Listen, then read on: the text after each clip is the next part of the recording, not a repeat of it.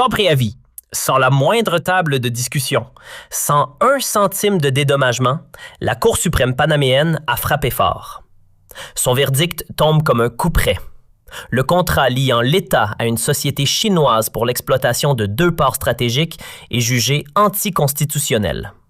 Et résultat immédiat, les concessions sont annulées. Près de 3 décennies d'efforts, environ 4 milliards de dollars injectés dans les infrastructures, balayés sans préavis, sans la moindre table de discussion, sans 1 centime de dédommagement, la Cour suprême panaméenne a frappé fort. Son verdict tombe comme un coup près. Le contrat liant l'État à une société chinoise pour l'exploitation de 2 ports stratégiques est jugé anticonstitutionnel. Et résultat immédiat, les concessions sont annulées. Près de 3 décennies d'efforts, environ 4 milliards de dollars injectés dans les infrastructures, balayés en une décision. Ces 2 installations ne sont pas de simples quais. Elles se tiennent à chaque extrémité du canal de Panama comme 2 verrous contrôlant l'accès à une artère vitale du commerce mondial. Et l'opérateur chinois, lui, se retrouve mis à la porte, sans compensation. La suite? Pékin ne tarde pas à réagir et l'inquiétude gagne Panama City. Car l'enjeu dépasse largement un différend contractuel. Ce qui se déroule ici ressemble davantage à une épreuve de force entre puissances majeures sur l'un des points névralgiques de la planète, les carrefours de la mondialisation. Et la vraie question demeure, jusqu'où cette confrontation peut-elle s'étendre? Mais pour comprendre pourquoi cette décision est explosive, il faut d'abord comprendre où l'on est. Le Panama, cet isthme étroit en Amérique centrale, coincé entre le Costa Rica à l'ouest et la Colombie à l'est. Sur le papier, ce pays n'a ni la taille ni la population d'une puissance mondiale. Mais il possède un atout qui compense tout, le canal de Panama. Environ 80 km d'une artère maritime qui relie l'océan Pacifique et l'océan Atlantique. Sans ce passage, les navires entre les côtes est et ouest des Amériques devraient contourner tout le continent sud-américain via le Cap Horn à l'extrême sud. Avec le canal, on évite ce détour et l'on raccourcit la route de 15 000 km. Et ce n'est pas un détail d'école de géographie. Chaque année, autour du canal se structurent environ 180 routes maritimes qui connectent jusqu'à 170 pays et régions et près de 1920 ports à travers le monde. Environ 13 000 navires transitent par le canal chaque année, soit à peu près 5 à 6 % du trafic maritime mondial total. Les flux qui passent par là ne sont pas anecdotiques. Pétrole, gaz naturel liquéfié, céréales, conteneurs, ressources minières. Pour beaucoup de pays, une partie de leur sécurité énergétique et alimentaire dépend directement de cette voie d'eau. Financièrement, c'est une machine. Rien qu'avec les péages, le canal génère près de 5 milliards de dollars par an pour un profit net autour de 3 milliards. Tant que le commerce maritime mondial existe, le Panama dispose d'un revenu stable avec un cash flow extrêmement solide. C'est pour cela que l'on appelle souvent le canal de Panama un accélérateur du commerce mondial. Mais voilà ce que beaucoup de gens oublient. Il n'y a pas que le canal. Il y a aussi 2 ports opérés par une entreprise chinoise. Le port de Balboa, côté Pacifique, et le port de Cristobal, côté Atlantique, dans la zone caribéenne. 2 portes d'entrée, 2 poignées sur la même porte. Sur une carte, on a littéralement l'impression qu'ils encadrent le canal. Et c'est exactement le problème. Parce que ces 2 ports ne sont pas arrivés là par hasard. En 1997, le groupe chinois CK Hutchison obtient des droits de concession de 25 ans pour exploiter ses installations stratégiques et le contrat prévoit qu'à l'expiration, la concession peut être renouvelée automatiquement pour 25 ans supplémentaires. Autrement dit, des droits d'exploitation pouvant aller au moins jusqu'en 2047. Dès le départ, l'investissement direct atteint 1,5 milliard de dollars. Construction des terminaux, extension des infrastructures, modernisation des équipements et des systèmes. Plus tard, lors des mises à niveau d'automatisation, le groupe remet environ 2,5 milliards supplémentaires sur la table. Bilan, un cumul autour de 4 milliards de dollars investis sur près de 30 ans. Un niveau d'investissement extrêmement rare dans la région. Après près de 3 décennies d'exploitation, ces 2 ports traitent environ 8 millions de conteneurs par an. Ils sont devenus l'un des plus gros clusters portuaires d'Amérique centrale et un hub conteneur critique aux 2 extrémités du canal. Ils ont créé environ 9000 emplois locaux directs et des dizaines de milliers d'emplois indirects. Les recettes fiscales, l'assurance, les services portuaires, tout ça est devenu une brique importante de l'écosystème économique bâti autour du canal. Et pourtant, contre toute attente, le Panama tranche. Contrat inconstitutionnel, concessions révoquées, droits retirés. Pourquoi maintenant? Pourquoi comme ça? Et surtout, pourquoi sans véritable processus de négociation sur une compensation? Pour comprendre l'arrière-plan, il faut remonter au signal politique américain, parce que cette décision ne sort pas de nulle part. Dès sa campagne, Donald Trump affirme publiquement que le canal de Panama est un actif national crucial pour les États-Unis. Puis, en janvier 2025, lors d'une conférence de presse, un journaliste lui demande s'il exclut l'usage de la force militaire pour reprendre le canal. Trump ne ferme pas la porte.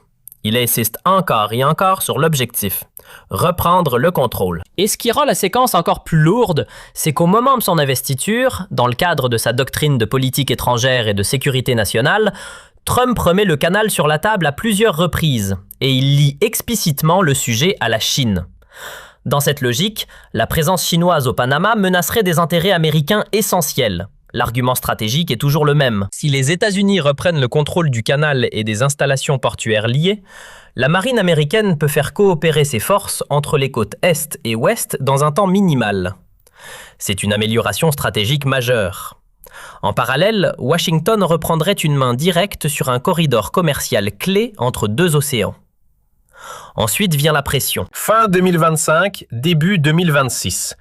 Les États-Unis, au nom de sanctions contre le Venezuela, saisissent en haute mer plusieurs pétroliers soupçonnés de transporter du brut vénézuélien. Sur 6 navires détenus, 5 portent pavillon panaméen. Vous comprenez le message? Et à mesure que la pression publique et sécuritaire américaine grimpe, un réalignement politique interne au Panama commence à se dessiner, jusqu'à basculer sur le terrain juridique. Le gouvernement panaméen engage alors une procédure contre Hutchison en affirmant que les concessions portuaires ne sont pas dans l'intérêt national et tente de récupérer de force les droits d'exploitation. Beaucoup pensent que c'est un simple avertissement diplomatique. Jusqu'au 29 janvier 2026, la Cour suprême statue. Elle parle de violation constitutionnelle et, immédiatement, l'État panaméen se met en position de reprendre propriété et exploitation. Et c'est là que le geste ressemble à une opération de saisie pure et simple. Pas de communication préalable, pas de discussion sur la compensation, alors qu'on parle de 30 ans de construction progressive, de plus de 4 milliards de dollars investis et d'un contrat déjà renouvelé automatiquement pour 25 ans. Pour Pékin, c'est un coup direct sur des intérêts chinois vitaux. Et c'est à partir de là que la riposte commence. Parce que la Chine ne va pas laisser passer cela. Mais attention, la méthode chinoise n'a rien à voir avec une déclaration de guerre frontale. C'est bien plus sophistiqué, bien plus dévastateur. La Chine va presser 3 leviers simultanément, et chacun, pris séparément, semble anodin. Mais ensemble, ils peuvent étrangler lentement toute l'économie panaméenne. Premier levier, le gel des investissements. La Chine donne instruction aux entreprises concernées de suspendre les négociations sur de nouveaux projets avec le Panama. Gel immédiat des projets en discussion non encore signés. Techniquement, c'est propre. On ne rompt pas un contrat existant, on ne viole pas la loi internationale. On laisse même une porte ouverte pour l'avenir. Mais l'effet est immédiat, parce que les projets en question touchent précisément les secteurs sensibles du Panama. Logistique portuaire, énergie, infrastructure, des secteurs où le temps, c'est de l'argent et où chaque jour de retard repousse la mise en service et les recettes tout en dégradant l'impact social attendu. Le Panama est une petite économie très dépendante du canal et avec peu d'autres piliers vraiment compétitifs. Surtout, il dépend massivement des capitaux étrangers et des entreprises étrangères. Donc, quand ces projets se figent, cela devient une hémorragie silencieuse. Et si l'impasse dure, le gouvernement panaméen se retrouve face à 2 options. Option 1, trouver de nouveaux investisseurs pour remplacer les Chinois. Option 2, laisser les projets mourir. Dans les 2 cas, c'est long, coûteux et politiquement lourd. Et, selon certaines estimations, cette décision chinoise aurait déjà bloqué des investissements potentiels au Panama pour des montants de l'ordre de dizaines de milliards de dollars. Mais ce n'est que le début. Parce que pendant que le gouvernement panaméen cherche des solutions pour les projets gelés, la Chine active un deuxième levier, beaucoup plus visible, beaucoup plus douloureux. Deuxième levier, la logistique maritime. La Chine demande à ses compagnies de transport d'envisager le routage d'une partie des cargaisons vers d'autres ports tant que cela n'entraîne pas de surcoût significatif. Ce n'est pas une interdiction, ce n'est pas une sanction officielle, c'est une incitation.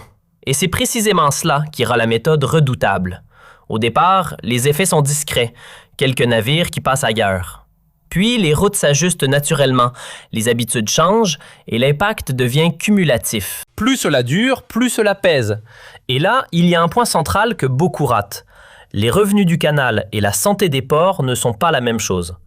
Les péages alimentent directement l'État panaméen.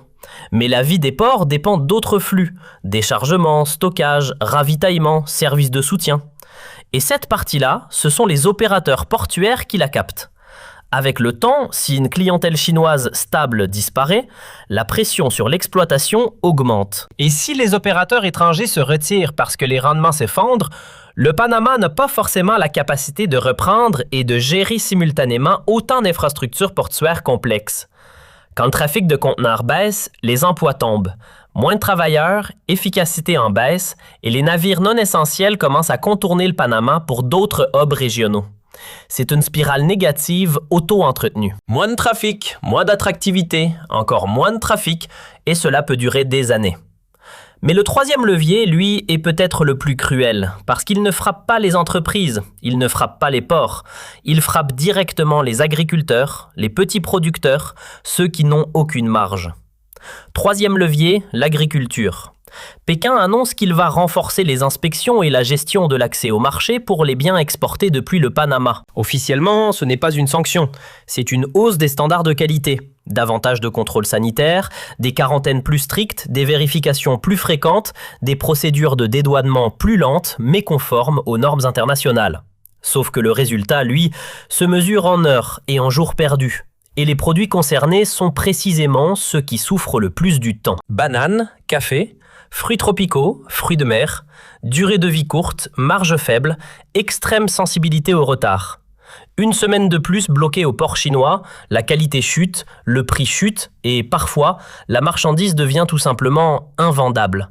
Elle pourrit sur le quai et comme la Chine est un marché d'exportation crucial pour le Panama, la pression retombe d'abord sur ceux qui n'ont aucune marge de manœuvre. Les producteurs, les agriculteurs, les petites coopératives, ceux qui n'ont rien à voir avec la décision de la Cour suprême. Mais ce sont eux qui vont payer le prix. À ce stade, l'histoire n'est plus seulement un conflit contractuel entre un État et un opérateur privé. Ce n'est même plus une simple dispute économique.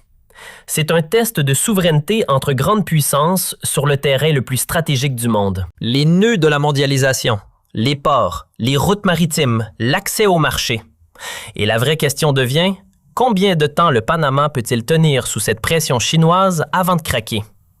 Combien de projets gelés avant que l'économie suffoque? Combien de navires déroutés avant que les ports deviennent non rentables? Combien d'agriculteurs ruinés avant que la pression sociale devienne ingérable? Parce que le Panama est pris entre deux feux. D'un côté, les États-Unis exigent le retrait des Chinois et menacent implicitement d'intervenir militairement. De l'autre, la Chine peut étrangler lentement l'économie panaméenne sans tirer un seul coup de feu. Le Panama doit choisir, se soumettre à Washington ou s'effondrer économiquement face à Pékin. Et cette histoire dépasse largement le Panama, parce que tous les petits pays qui accueillent des investissements chinois massifs regardent ce qui se passe. Tous se demandent, si on touche aux intérêts chinois sous pression américaine, qu'est-ce qui nous attend? Bienvenue dans la nouvelle guerre froide, où les batailles ne se livrent plus avec des tanks et des missiles, mais avec des contrats portuaires, des inspections douanières, des projets gelés, où l'on étrangle économiquement un pays en restant parfaitement légal sur le papier. Pour l'instant, le Panama tient. Mais pour combien de temps? La Chine peut-elle maintenir cette pression indéfiniment? Elle a les ressources, elle a la